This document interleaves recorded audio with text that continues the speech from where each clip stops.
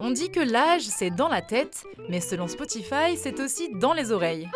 Tous les ans, la plateforme de streaming musical propose à ses abonnés une rétrospective de leur année en chansons. Le Spotify Wrap est là.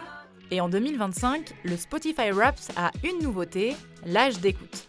Pour de nombreux auditeurs, Spotify leur a donné un bon coup de vieux qu'ils ont pris avec plus ou moins d'humour. Non, je ne regrette rien. 77 ans? Genre, Spotify, tu te fous de ma gueule? Spotify était là pour m'abattre. Ton âge d'écoute? Oh, 63 ans.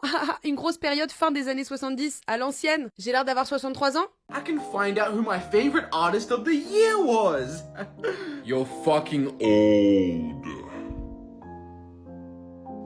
A l'inverse, ceux dont l'âge d'écoute est bien plus jeune que leur âge réel se sont sentis flattés.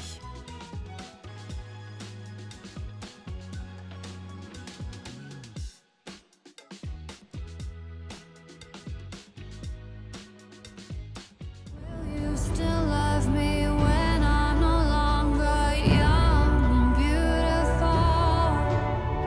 Will you still love me when I got nothing but my aching soul?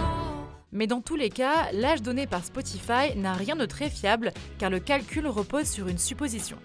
La plateforme collecte d'abord les dates de sortie des chansons que vous avez le plus écoutées cette année. Elle identifie ensuite la période de 5 ans que vous avez davantage écouté que les autres auditeurs de votre âge. Et c'est là que ça se complique. Spotify explique: Nous émettons l'hypothèse que cette période de 5 ans correspond à votre pic de nostalgie, en supposant que vous aviez entre 16 et 21 ans lorsque ces morceaux sont sortis. Bref, qu'importe l'âge donné par le Spotify Wrapped, l'important c'est d'écouter ce qui vous plaît. Ça fait du bien au moral et ça maintient même le cerveau en bonne santé. Et ça, ce n'est pas Spotify, mais la science qui le dit.